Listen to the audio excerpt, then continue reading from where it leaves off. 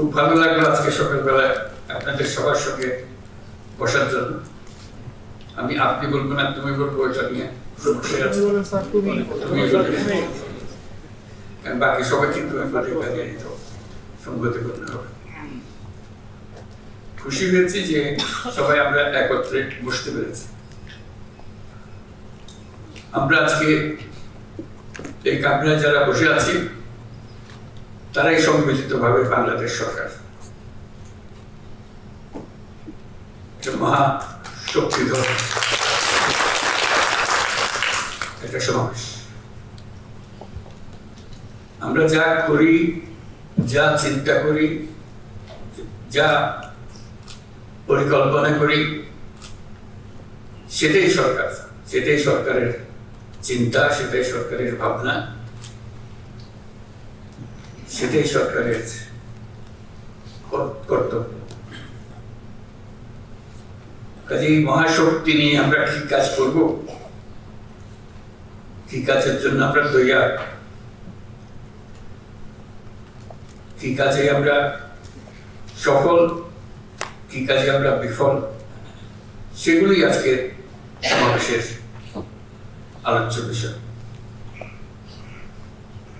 সেখানে কাউকে স্তুতি দিয়ে সময় নষ্ট করার কোনো সুযোগ নেই। এই স্তুতি বাক্য পরিহার করার আমরা একটা সিদ্ধান্ত নিলাম যে কোনো সভা সমিতিতে। স্তুতি বাক্য এটা খুব অগ্রহণযোগ্য জিনিস বলে আমরা চালু করব। আমরা বলছি এটি সরকার, এটাকে যদি অন্যভাবে বলতাম যে বাংলাদেশে যা কিছু করণীয়, সেই করণীয় দায়িত্বে আমরা সবাই আছি। এমন ভাবে যেমন চিন্তা করুন, আমরা একটা খেলা, ক্রিকেট খেলা কি ফুটবল খেলা খেলোয়াড়, আমাদের আজকে এই খেলোয়াড়দের সমাবেশ। প্রস্তুতি নেওয়া যে আমাদের স্ট্র্যাটেজি কি হবে, আমাদের অবজেক্টিভ কি হবে, আমাদের কার কি করণীয়, এগুলো ঠিক হয়। আজকে যে সময়টুকু আমরা পেলাম সবাইকে একত্র করে, সারা দেশের থেকে সবাই এসছে তোমরা, এটাই ঠিক করা। আমরা টিম হলাম কিনা, যদি এটা বাংলাদেশ সরকার হয়ে থাকে, বাংলাদেশ সরকারকে একটা টিম হতে হবে। এটা টিম ওয়ার্ক, এটা এমন না যে আমি আমার মতো করলাম, ওর মতো করলাম, এটা হয় না, কোনো কাজই হয় না। টিম গঠনের জন্য যখন একত্র হয় তখন টিমের কি কার করণীয় সেগুলো নিয়ে আলোচনা, কার ঘাটতি আছে, কাকে তোমার কারণে আমারটা নষ্ট হচ্ছে। খেলা হলো একটা সামগ্রিক জিনিস, একজনের ভুল কাজে পুরো টিম তার সাফল্য থেকে বঞ্চিত হয়। কাজে আমরা কেউ যেন এমন কোনো ভুল কাজ না করি যাতে করে পুরো টিমের সাফল্য ব্যাহত হয়, আমাদের গন্তব্যে পৌঁছা ব্যাহত হয়। এটা নিয়ে আমাদের আলোচনা, আমরা কি করছি। আমরা সরকার গঠনের পর থেকে এখন 6 মাস চলে গেল। এটাকে আমি বলছিলাম যে এটা আমাদের প্রথম পর্ব। আয়োজন করার জন্য যে সময় লাগে, অনেক ভুল ভ্রান্তি হয়েছে আয়োজনের সময়, এখন সেগুলো ঠিকঠাক করে আমরা পুরো খেলার জন্য এখন প্রস্তুত। সেই প্রস্তুতিটা আমাদের হলো কিনা, না হলে কি কি ঘাটতি আছে সেগুলো ঠিক করা। আমি অন্যভাবেও চিন্তা করছিলাম কথা বলে শোনার সময়, এটা যদি কোনো বড় কোম্পানির এক্সিকিউটিভদের একটা বৈঠক হতো, তাদের যারা শরীক হচ্ছে তারা কি বলতো, নিশ্চয়ই ম্যানেজিং ডিরেক্টরের প্রশংসায় সংযুক্ত হতো না। তারা বলতো আমি এই কাজ দিয়েছেন আমাকে, আমি এই কাজ করেছি, আমার এই সাফল্য হয়েছে, আমি ওই কাজ আরো এই কাজের জন্য প্রস্তুত। আমি দুভাবে দেখালাম, একটা হলো যে খেলার মাঠের খেলোয়াড় একটা হলো ব্যবসায়িক প্রতিষ্ঠানের ফিল্ড অফিসারদের তাদের বক্তব্য। সরকারের যে খেলোয়াড় যারা আমরা আছি তাদের এই ভূমিকা ওই দুই গোষ্ঠীর মধ্যে কোনোটার মতো হতে হবে, যে আমরা কি করছি, কি করার দরকার, কোথায় আমরা আটকে যাচ্ছি, সেগুলো নিয়ে আলোচনা হবে। নিশ্চয়ই আজকে উদ্বোধনের অনুষ্ঠানে হয়তো হচ্ছে না, অন্য সময় হবে। তো সেখানেও আমাকে প্রধান অতিথি বলাতে আমি একটু কষ্ট পেলাম, যেন আমাকে বাইরে রাখা হলো এই খেলার মাঠ থেকে। হওয়া উচিত ছিল তো আমার খেলার ক্যাপ্টেন, কিন্তু আমার করলে অতিথি। আমি অতিথি হিসেবে বক্তব্য রাখতে চাই না, আমি ক্যাপ্টেন হিসেবে বক্তব্য রাখতে চাই।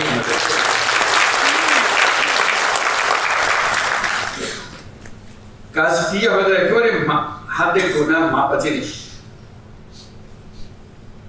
এটা নিত্য নৈমিত্তিক একটা নতুন কিছু আসে তা না, একই জিনিস বারে বারে আসছে, বিভিন্ন ভঙ্গিতে আসছে। সেগুলো আমরা কে কিভাবে করছি, কি হলে আরো ভালো হতো, কোঅর্ডিনেশনটা কিভাবে হতো, ক্যাপ্টেনের সিগন্যালটা কিভাবে ফিল্ডে যেত, গেলে ভালো হতো, এগুলো নিয়ে আলোচনা। আমরা যেহেতু এমন পরিস্থিতি এসেছি,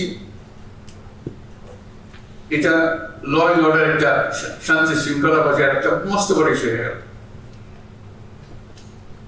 এটাতে আমরা কি পরিমাণ অগ্রসর হলাম, কি করণীয় আমাদের, এটা একটা 1 নম্বর বিবেচ্য বিষয় আমাদের ল এন্ড অর্ডার। এটা যাতে আমরা বিফল না হই, কারণ এটাতে আমাদের সমস্ত অর্জন সফলভাবে অর্জন করতে পারে অথবা বিফলতায় পর্যবসিত হতে পারে। সেটা কি কোঅর্ডিনেশন হলে, কিভাবে হলে, এটা নিয়ে এই সম্মেলনে আলোচনা হোক। ফিরে যাওয়ার পরে যেন এটা আর বোঝাবুঝির মধ্যে কোনো গলদ না থাকে। আমরা সেখানে কি কি বিষয় অন্তর্ভুক্ত সেগুলো তোমাদের খুব ভালো করে জানা আছে। পুলিশ প্রশাসনের কাজ কি, সিভিল প্রশাসনের কাজ কি, কোঅর্ডিনেশনের কাজ কি। কিন্তু এই যদি বলি ওর কারণে আমারটা হয় না, এটা বলে তো আমরা পার পাবো না। যেহেতু জেলার দায়িত্ব সামগ্রিকভাবে একজনের উপরে, তার সঙ্গে কোঅর্ডিনেশন করেই করতে হয় সবকিছু। কাজে সেই কোঅর্ডিনেশনের কি সমস্যা, নাকি পৃথক পৃথক ভাবে হবে, সেগুলো পরিষ্কার করে নেওয়া, যাতে কাজ করতে গিয়ে আমরা অনিশ্চয়তার মধ্যে পড়ে না যায়। তো সেখানে আমাদের শৃঙ্খলা ভঙ্গ হলে কি করতে হবে, উপর থেকে নিচে পর্যন্ত চেইন অফ কমান্ড কিভাবে যাবে। এই নয় যে এটা আমার কাজ ছিল না, কাজে আমি আর মনোযোগ দিই নাই, এটা তো বলতে হবে না। আমরা তো সবাই মিলে সরকার,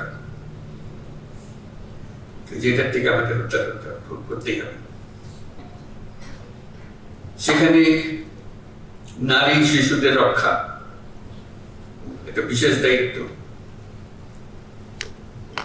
সংখ্যালঘুদের রক্ষা মস্ত বড় দায়িত্ব, কারণ এটার উপরে সারা দুনিয়ার নজর রাখে আমাদের উপরে।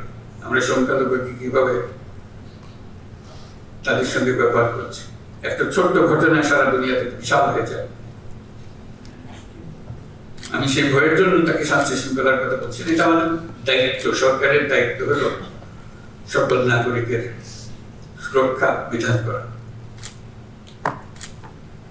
আমি সংখ্যালঘু সম্প্রদায় তাদেরকেও বলেছি, আপনারা সংখ্যালঘু হিসেবে আমাদের কাছে দাবি করেন না, দেশের নাগরিক হিসেবে দাবি করেন। তার নাগরিক হিসেবে আপনার সংবিধান আপনাকে এই অধিকার দিয়েছে, সে অধিকার আপনি সরকারের কাছ থেকে পেতে হবে, সেটা আমরা দাবি পাওনা। আমাদের দায়িত্ব হলো এই যে টিম, সরকারের যে টিম, এটা নিশ্চয়তা দেওয়া যে সকল নাগরিককে আমরা সুরক্ষা দেব। কে কোন ধর্মে বিশ্বাস করে সেটা আমাদের বিবেচনা, সে দেশের নাগরিক। সেই হিসেবে তাকে আমরা রক্ষা করবো এবং আমি এই সরকার তারও সরকার, কাজে আমি তারই সেবা করতে প্রস্তুত। এটা আমাদের একটা বড় কাজ। সামনে যে আমরা যে সমস্ত কর্মসূচি নেব তার মধ্যে এটা সবসময় হাইয়েস্ট উচ্চতম স্থান থাকবে। তারপরে সমসাময়িকভাবে যে সমস্ত বিষয়গুলো হয়, যেমন বাজার দর, এটা নিয়ে বহু কথা হয়, সেখানে একটা প্রতিযোগিতামূলক ব্যবস্থা হতে পারে। আমার জেলায় বাজার দর সবচেয়ে ভালো, একটা প্রতিযোগিতা হতে থাকবে, আমাদের কাজের মধ্যে আনন্দ আসতে হবে। আমার জেলায় শান্তি শৃঙ্খলা সবচেয়ে আমি ভালো রাখতে পেরেছি, আমার জেলায় সবচেয়ে ভালো বাজার দর, সবচেয়ে কোনো চাঁদাবাজি নেই বা যা যা অসুবিধা থাকে এক জায়গায় সেগুলো নেই, আমি সেটা করেছি। আমি প্রতিযোগিতায়, নিজেদের মধ্যে প্রতিযোগিতায়, খেলোয়াড়দের মধ্যে প্রতিযোগিতায় আমি করে আছি।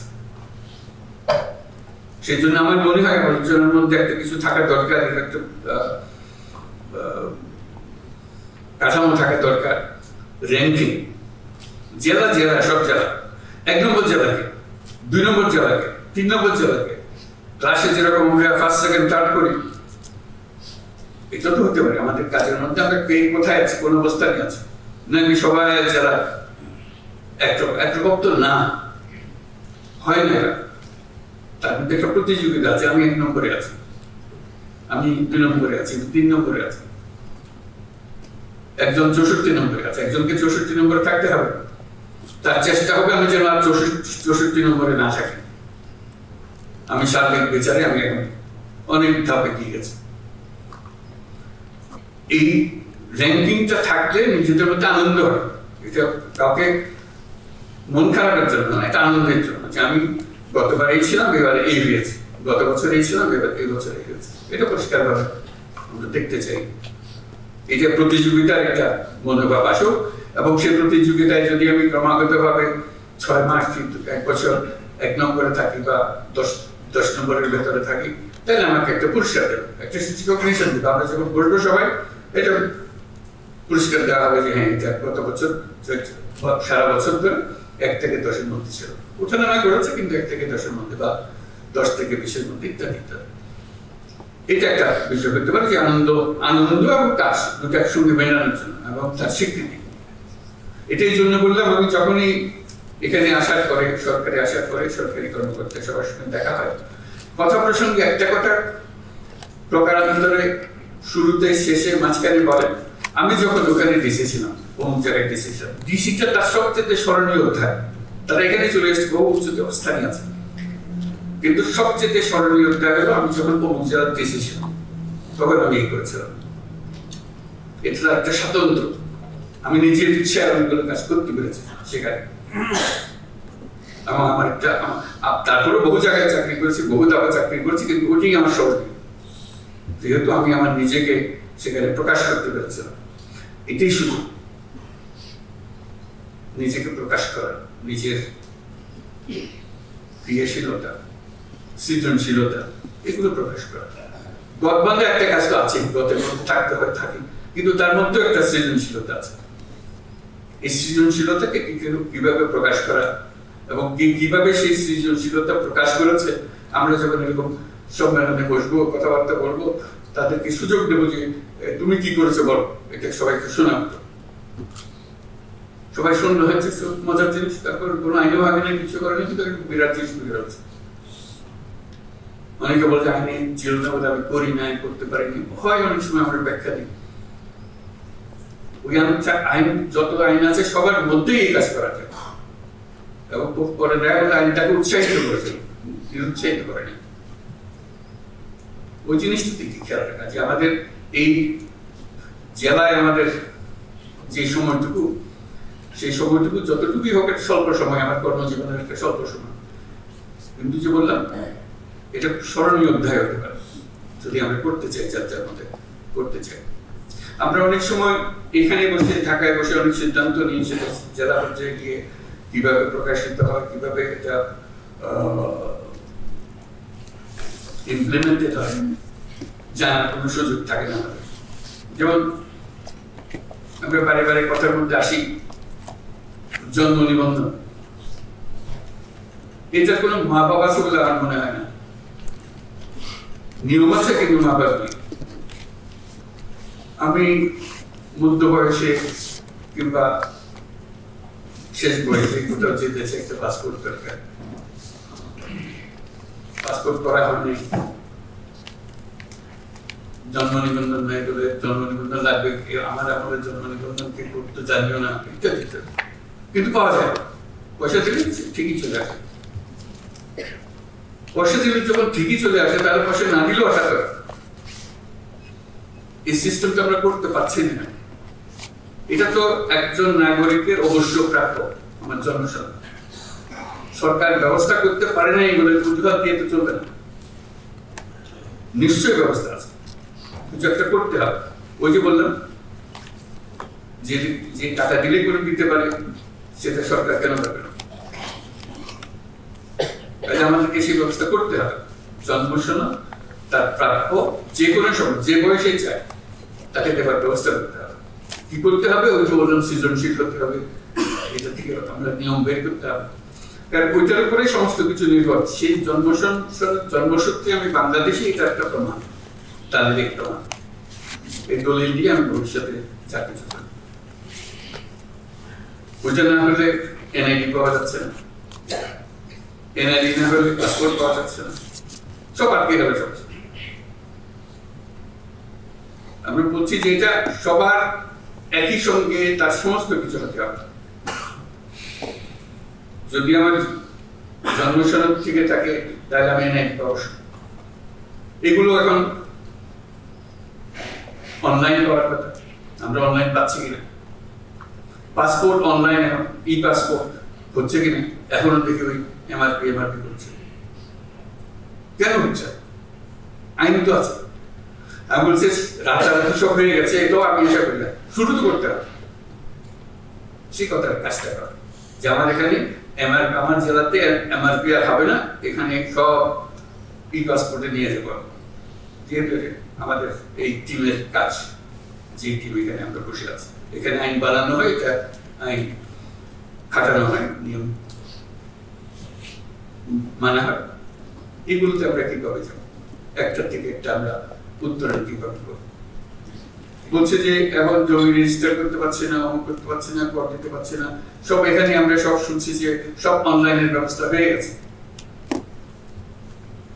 হয়ে যদি যায় সেটা বাস্তবায়ন হচ্ছে না, কিসে আটকে গেলাম? কেন এখনো জমির রেকর্ড পত্র আমরা অনলাইন পাই না, করতে পারি না, জমিকে বেচা কিনা আমরা করতে পারছি না? কি কি প্রত্যেকে আমরা ভূমি মন্ত্রণালয় বলছে যে আমরা সব করে ফেলছি, কিন্তু ইমপ্লিমেন্ট করতে পারছি না, ধীরে সুস্থ হচ্ছে। কেন হচ্ছে? এটি হলো আমাদের অপারগতা। খেলোয়াড় হিসেবে আমরা সেই কাজটা করতে পারছি না। সেই খেলোয়াড়ের যোগ্যতা অর্জন করতে হবে। যে আমাদের অনলাইন যেগুলো হয়ে গেছে, অনলাইনের সিরিজ হয়ে গেছে, অসংখ্য জিনিস অনলাইন। এটা কিন্তু এখানে বিল্ডিং এর প্রতি বসা দেশে হয়, দেশে না হলে এটা করে লাভ থেকে এই জিনিস করে যে আমরা এটা দেশে অনলাইন মানে কোনো অনলাইন, আর কিছু থাকবে না। সেটা বলে রাতারাতি করতে পারবো না, রাতারাতি হবে না তো, সেটা আমি বলি। কিন্তু একজন ফার্স্ট হবে, এটা করে বলছি। অনলাইনের জন্য এক যারা ফার্স্ট হবে, আমি সবটা করে ফেলছি, অথবা আমি ই পাসপোর্ট করে ফেলছি, এটা 100% আমাকে। আমি জমির যত কাজ আছে সব অনলাইন করে ফেলছি, ফার্স্ট হয়েছে। এটা তো হতে পারে, আমি সেকেন্ড হতে পারি, থার্ড হতে পারি, আমি লাস্ট হতে পারি। হবে না সে কথা ঠিক না। যাদের মধ্যে হয়েছে তারা কি কোন স্তরে আছে, এটাতে আমার যোগ্যতা, আমার কৃতিত্ব। এই বয়সে আমি দেশের এই টিমে, গভর্নমেন্ট সরকারের টিমে যুক্ত হয়ে কি কাজটা সমাধান করে দিলাম, আমার কন্ট্রিবিউশনটা কি? একটা হলো ঠিক আছে আমি করে ফেলেছি, তাদের বুঝ দেওয়া দরকার, বুঝ দিয়ে দিয়েছি, সেটাই। আর আমি কি করেছি? বুঝতে পারার বাইরে, যেটা আমার থেকে সেই আমিটাকে আবিষ্কার করা, অর্জন করা, সেই জিনিসগুলো না, সেগুলো হলো চ্যালেঞ্জ, সেগুলো হলো আজকে সেই সুযোগ। এখানে কারো রক্তচক্ষুর কারণে, কারো ধমকের কারণে কোনো কাজ করার প্রয়োজন নেই, অন্তত এই সময়টুকুতে। আমি নিজের মতো করে যেটা আইন, যেটা করা দরকার, দেশের জন্য যেটা করার দরকার, সেটা আমি করব, সেই কাজে আমি ব্যস্ত থাকবো, যাতে আমি করতে পারি। আরেকটা বিষয় বলে শেষ করবো, বেশি আলোচনা করবো না। শিক্ষা, শিক্ষার ব্যাপারে বহু স্তর আছে, আমি ওর মধ্যে যাবেন। শুধু তোমাদের কাছে এটুকু বলা, প্রাথমিক শিক্ষা একটু গিয়ে দেখা কি করা যায়, এটা একটু নজর দিলেই সবকিছু ঠিক আছে, আইনের কোনো অসুবিধা নেই। কেউ বলবে না যে না এটা করা যাবে না, করা যাবে, সেটা একটু দেখা দিলে, স্কুলের শিক্ষকদের সঙ্গে কথা বললে, অনেক অনিয়ম বেনিয়ম আছে, সেগুলো তো আছে, তার মধ্যেও যদি একটা নিয়ম সৃষ্টি করা যায়, একজন জেলা প্রশাসক বললে একটা সৃষ্টি করা যায়, তার সেই ক্ষমতা আছে। শুধু একটু নজর দেওয়ার ব্যাপার।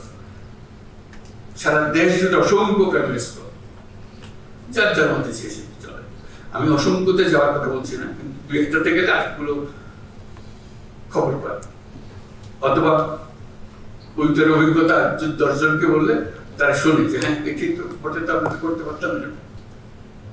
এই ছোট ছোট কাজ, বড় কাজের কথা বলি, বড় কাজ তো আছে, কিন্তু করবে এই ছোট কাজগুলো দিয়ে কিন্তু বড় কাজটা মানুষ বলে যে হ্যাঁ ওই সবচেয়ে আমাদের সময়, যেমন উনি যখন ডিসি ছিলেন আমাদের এখানে, উনি এই কাজটা করে গেছেন।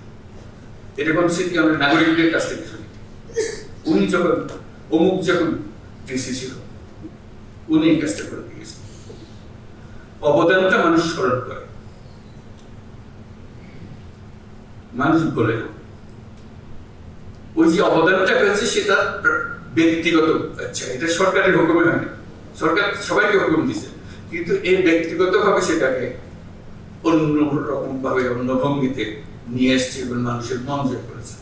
মানুষ তাকে বহু বছর পরেও স্মরণ করছে, অমুক যখন এসেছে তখন আমাদেরকে হয়ে গেছে। তো সেটি আমাদের সুযোগ। এই যে আমরা অন্তর্বর্তীকালীন সময় আছি, এটা একটা মস্ত বড় সুযোগ। আমাদের হাতে অনেকগুলো কাজ, এবং খুব সহজ কাজ, কঠিন কাজ, এবং আমি বলছিলাম 100% করতে হবে। আমরা যে 10% করো, 20% করো, 30% করো, 1 নম্বর হও, 1 নম্বর হওয়ার চেষ্টা করো। কারণ তোমরা তো সবাই একই কাজের মধ্যে, একই পরিস্থিতিতে আছো। 1 নম্বর হওয়ার মধ্যে অনেক আনন্দ। আমি করে ফেলেছি, আমি সবার আগে আমি করে ফেলেছি। এই যে আনন্দটা পাও, সে আনন্দ থেকে নিজেকে বঞ্চিত করে না।